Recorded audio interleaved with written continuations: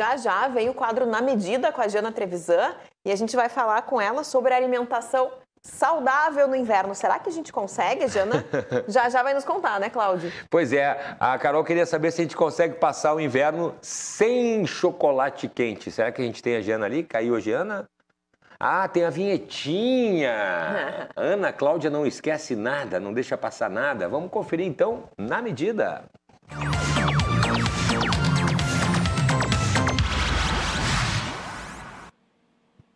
Agora sim, muito boa tarde, Jana Trevisan. Eu e a Carol queremos saber se a gente consegue passar o inverno sem aquele chocolatinho quente maravilhoso. Boa tarde, Jana. Boa tarde, Cláudio. Boa tarde, Carol. Como é difícil, né?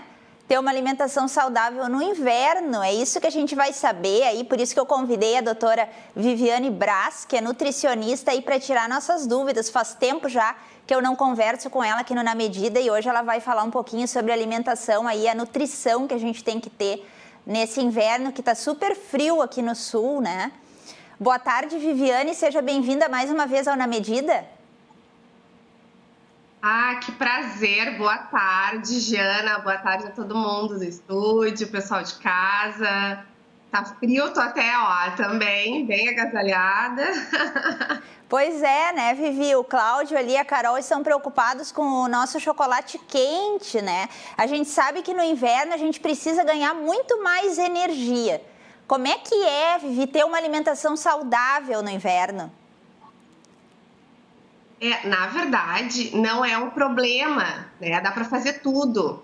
Dá para ter uma alimentação bacana, dá para tomar esse chocolatinho aí, não tem problema nenhum. Equilíbrio, né, pessoal? Então, assim, a gente pode melhorar esse chocolatinho colocando um pouco de cacau, distribuindo um pouquinho mais os nutrientes desse chocolatinho em casa. Não tem por que não usar, porque o chocolate também é um alimento super antioxidante e ele ajuda também no processo anti-inflamatório. A gente está falando em meio ainda a uma pandemia. A gente precisa se preocupar com isso também, né? Tem algumas coisas também, eu acompanho o Cláudio lá nas redes e ele está sempre comendo uma coisinha diferente porque ele tem em casa uma super nutricionista, né? Que cuida da dieta dele. Então, uma opção para vocês em casa, de repente, optarem por comerem legumes, verduras e não perder o bom do inverno, de repente optar, ao invés de usar sempre as mesmas coisas no fondue, por exemplo, usar, até naquele molhinho de queijo que a gente vai fazer no fondue, usar legumes, como brócolis, couve-flor, a própria cenoura, e com o garfinho molhando ali a gente faz um equilíbrio entre as coisas que são bacanas e uma coisinha um pouquinho diferente. E a gente tá vendo muito, né, Viviane, até nas redes sociais, aí opções aí, justamente do que tu falaste aí, né, essas substituições para que não fique tão calórica as refeições, né? Mas como equilibrar? A gente sabe que as pessoas ultrapassam um pouquinho aí as medidas no inverno por causa desse friozinho, né? A gente tem mais fome, né? Naturalmente a gente tem mais fome porque nós temos um gasto energético maior, uma vez que o nosso corpo tem uma temperatura de 36,5 graus e a gente precisa mantê-la para manter todo o nosso corpo funcionando ok. E a gente gera um estresse no frio, que a gente tem uma queima um pouquinho maior e tem uma necessidade de alimentos mais quentes, mais calóricos, porque é como o nosso corpo vai funcionar de melhor forma. Então, fazer escolhas bacanas, dentre as escolhas principalmente eu sempre falo isso, de frutas da estação. Agora, no frio, as frutas, por exemplo, são as cítricas, que são ricas em vitamina C. Então, o nosso corpo precisa de uma dose um pouco maior de vitamina C nesse período e é interessante que a gente faça uso delas. Mesmo os folhosos, as pessoas dizem assim, mas eu não consigo comer salada no inverno. Mas então, faz uma sopa de legumes. Faz um creme de legumes, não deixa de comer o nutriente de forma diferente, adaptado, mas come.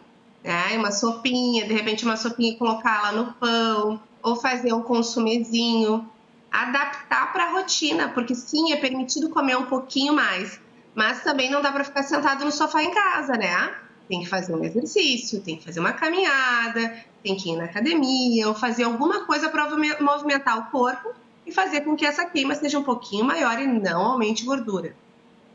E como é que a gente consegue, Viviane, consumir essas frutas da época no inverno? Aí tu falaste algumas dicas aí, né?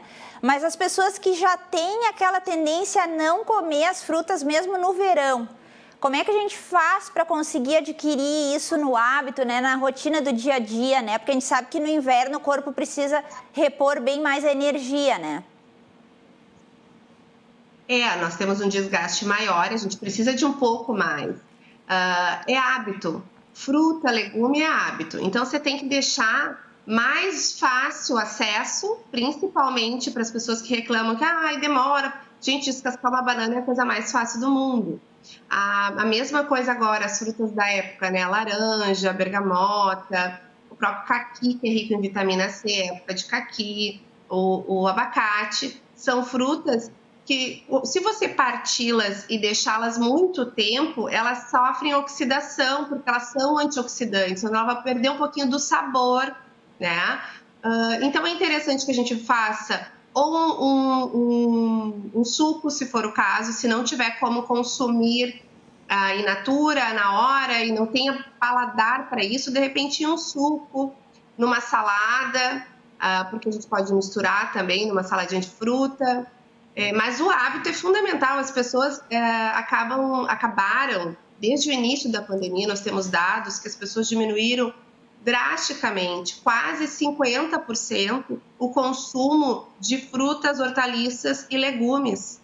Por quê? Porque não vão até o mercado, se vão até o supermercado ou até as feiras, consomem só o básico, acabam não optando por esses alimentos, que são extremamente importantes. As pessoas até viraram formigas, né? A gente pode dizer, né, Viviane? Porque a gente sabe aí que o aumento do consumo de doces aumentou e muito, né? Tu tem visto isso no dia a dia na tua clínica? Muito, muito. As pessoas procuram compensar nos alimentos, em alimentos mais gordurosos e também nos açúcares, porque o açúcar, num primeiro momento, ele te dá aquela sensação de bem-estar, de prazer, então na hora te dá aquela maravilha, mas ele é como se fosse, ele é considerado um alimento que você fica dependente dele. Então, não é legal porque ele acaba desmineralizando os ossos, quem tem predisposição genética a ter osteoporose, osteopatia, qualquer dificuldade também de concentração acaba piorando. Então, e principalmente que a oferta em casa, se você está comendo, nossos filhos aprendem pelo exemplo e não por aquilo que a gente diz para eles fazerem. Então, se você come doce em casa, seu filho provavelmente vai comer também. Então, você está prejudicando gerações futuras. Uma frase que tu sempre fala, né, Viviane, é aquela que a gente tem que olhar e observar o que se está comendo, né? E não sair ultrapassando aí todas as medidas, né? Principalmente agora no frio, que a gente sabe que o pessoal abusa um pouquinho, né? Como é que é essa tua frase aí, que sempre quando tu vem aqui no programa tu fala? Eu acho que a vida é feita de pequenas e boas porções, então a gente tem que primeiro perceber o alimento. A mastigação é extremamente importante, as pessoas têm que perceber o que estão comendo. Então, algumas táticas que você usa para isso é porcionar uma única vez o prato e mastigar de forma lenta. Então, assim, não é quantas vezes você vai mastigar, né? Você vai dar uma garfada, você solta os talheres, mastiga, depois que você engolir, você pega os talheres de novo. Isso vai dar tempo para você processar e identificar aquilo que você está comendo. Porque muitas vezes, no meio dessa loucurada que tá todo mundo, as pessoas estão muito estressadas, a gente acaba comendo para compensar e sem perceber. Nisso a gente gera um processo inflamatório bem importante, aumento de peso e possíveis doenças no futuro. Outro ponto bem importante também que eu gostaria que tu falasse é a questão da alimentação para quem teve Covid, né? Ou está com Covid, né? Quais seriam as tuas dicas aí, Viviane? Tem que ser um pouco diferenciada essa alimentação, né? Sim, Jana, o que tem aparecido no consultório muito, são as pessoas que passaram por um processo um pouquinho mais invasivo e foi mais teve mais comorbidades, que a gente diz, teve mais problemas, né, durante a Covid, e desenvolveu vários problemas, inclusive alteração nos exames bioquímicos. Então, alteração das enzimas do fígado, alteração de ferritina, excesso de ferro, glicose, fora outras coisas, pessoas que ficaram realmente entubadas ou ficaram em UTIs, que estão com dificuldade de fala, ainda não conseguem ter o paladar adequado, não conseguem, o gato ainda não voltou, enfim, vários problemas. Em sendo assim, a gente precisa recuperar esse paciente, porque sofreu um processo inflamatório muito grande em todo o sistema, em todo o corpo. Algumas coisas ele conseguiu recuperar, outras não. Então, quem está com a Covid ou quem teve Covid, é extremamente importante que você tenha um consumo adequado de água, que você não consuma de maneira alguma. Quem está em casa e acha, é só um período pequeno, eu vou ficar aqui, vou tomar um vinhozinho, não beba álcool, mesmo que você não esteja tomando medicação, não seja necessário.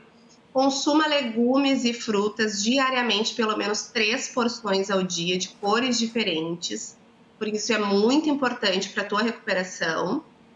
E tenha um cuidado também no dia a dia para que você não exceda também o valor calórico do dia.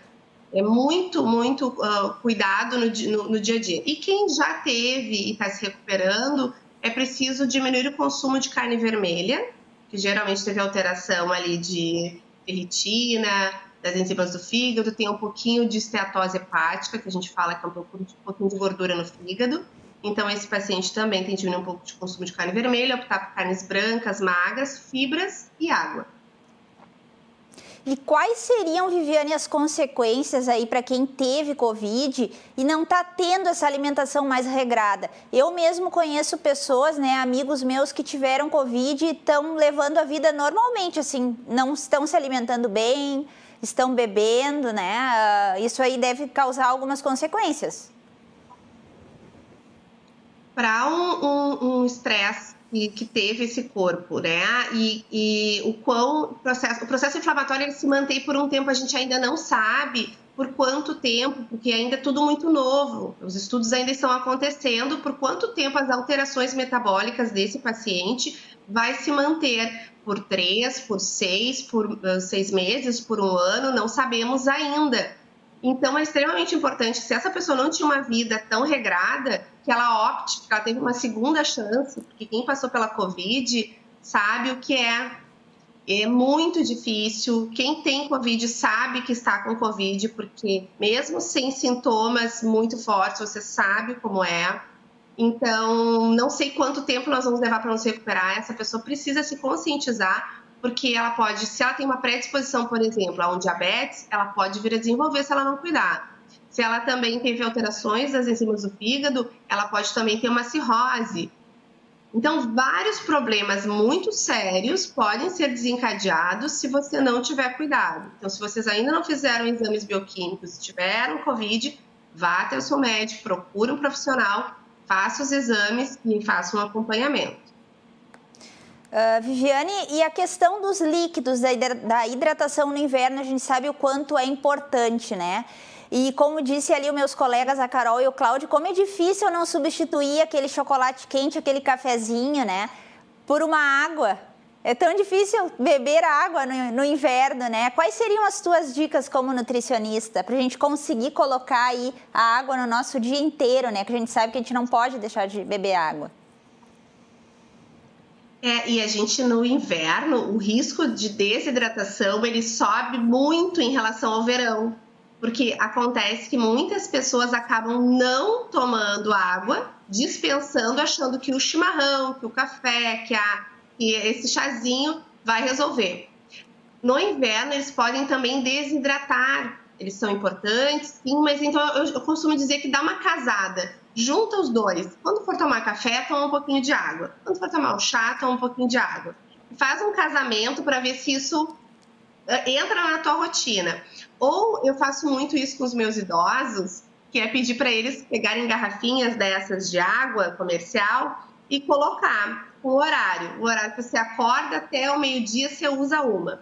Depois, você não tomou, dispensa, deixa no cantinho. Vai lá e usa mais 2, pelo menos 1,5 litro, para além dos outros líquidos, em água. A água é importante, principalmente para os idosos. Essa questão do chimarrão e dos chás também a gente sabe como é difícil, né, Viviane? Principalmente agora no frio, o pessoal deixar esse hábito de lado. O que tu diria em relação a esse pessoal que toma chimarrão direto? Olha, eu mesmo conheço muitas pessoas, né? E o chazinho todos os dias. Tem precaução aí para a saúde? Na verdade, nada é liberado. O interessante dos chás, eles são bons, eles realmente podem ajudar em muitas situações, principalmente para a imunidade, antioxidante, tem uns maravilhosos. Porém, a gente tem que ir trocando, não sempre o mesmo, porque o nosso organismo acostuma com tudo que a gente toma. O chimarrão, ele é muito bom, mas as pessoas acabam substituindo o café da manhã, tomando térmicas e térmicas de chimarrão. Eu ouço muito isso, eu não como nada de manhã, eu tomo chimarrão o dia inteiro. Então, não é uma opção. Se você toma chimarrão, 2 térmicas por dia, diminui. Opta por tomar uma e acrescenta água. Você não vai deixar de fazer aquilo que você gosta, você vai só dosar. Como eu disse, a vida é feita de pequenas e boas porções e o símbolo da nutrição é o equilíbrio. Então, equilibrar aquilo que você gosta com aquilo que você precisa é fundamental para uma boa saúde. Para finalizar a nossa entrevista, Viviane, gostaria que tu deixasse aí pelo menos umas 3 dicas para os nossos telespectadores de alimentos que não podem faltar aí agora no inverno. Eu sei que as pessoas estavam esperando também para falar sobre isso. Então, assim, eu tô falando da época do inverno. Então, assim, para quem ama pinhão, ele é um super alimento, um alimento bem interessante. Porém, ele tem que ser pesado e tem que ser dosado. Então, assim, pinhão é uma boa fonte, porém, não em exagero. No máximo, de 10 a 15 unidades é interessante. Ele dá uma condição bem bacana para quem vai treinar, também para colocar ali no almoço. Eu gosto muito, acho um alimento super importante no inverno. Eu gosto, para quem não gosta também, eu gosto muito dos alimentos com coloração laranja, que são os beta-carotenos. Então, a moranga é uma boa fonte, a cenoura. Então, não deixar de comer esses alimentos. E, principalmente, os folhosos verdes. Couve, espinafre. Como eu falei ali, de repente, num fondue, optar por um brócolizinho ali meio al dente, que vai ficar gostoso com aquele molhinho de queijo. Então, fazer essas substituições de forma inteligente. Muito obrigada, Viviane, pela tua participação aqui no Na Medida e pelas dicas. Sempre as tuas dicas são ótimas aí, seja no verão, seja no inverno. Espero que volte aí com outras pautas e eu gostaria que tu deixasse as tuas redes sociais. Eu que agradeço a oportunidade, é sempre muito bom estar aqui falando sobre nutrição e saúde. Eu sou muito fã do Na Medida, tu sabes disso, e de ti também. Torço muito por você, por todo esse sucesso que está sendo o quadro, eu adoro. As minhas redes são @consultório-VB, é bem fácil. Consultório VB, VB de Viviane Braz. Espero vocês lá. Obrigada, Viviane. E o Na Medida dessa quinta fica por aqui. Voltamos na semana que vem com mais Na Medida. Agora você fica com o Portal RDC, com o Cláudio Andrade e a Carol Aguaidas. Até lá!